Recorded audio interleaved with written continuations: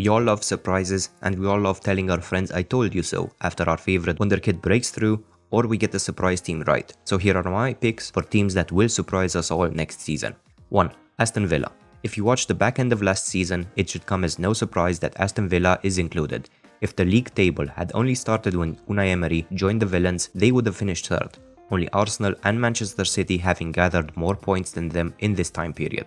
Apart from reinvigorating the squad and breathing new life into players struggling with form, Emery also managed to pull off 3 very important signings, Moussa Diaby being the headline act, signed for 55 million euros from Bayer Leverkusen.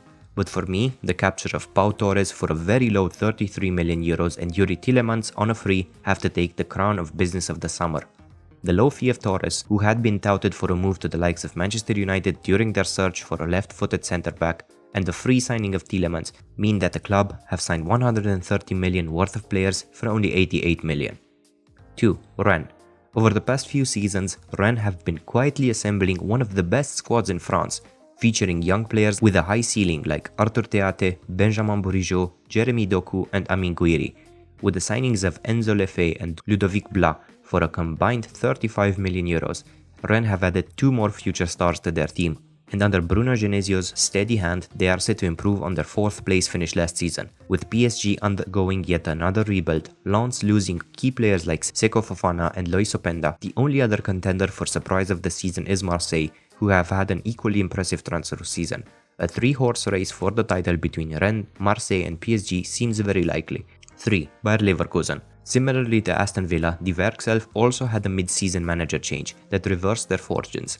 Looking at the table since Xabi Alonso took over, Bayer would have finished 4th, and there is no indication that this upward trajectory will end anytime soon.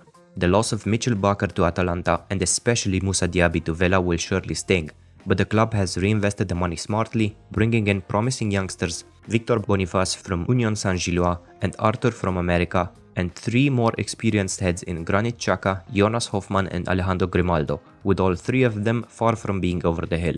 Bayern seem to be in disarray, not managing to nail their transfer targets, although this can be chalked down to their reluctance to overpay. BVB are looking at a Bellingham-less future, and Leipzig have undergone major surgery. This might be the year Leverkusen finally shake off their unwanted nickname. 4. Liverpool. The next season will either be a revelation for the Merseyside outfit or a repeat of last year's disappointment. Impressive analysis, I know, but still, with brain-dead Liverpool fans calling out for Klopp's head last season on social media, the pressure that is created by the entitled fans with short memories will reach fever pitch at Anfield Road. However, the signs are positive for the Reds, whose back end of the season showed signs of steady improvement.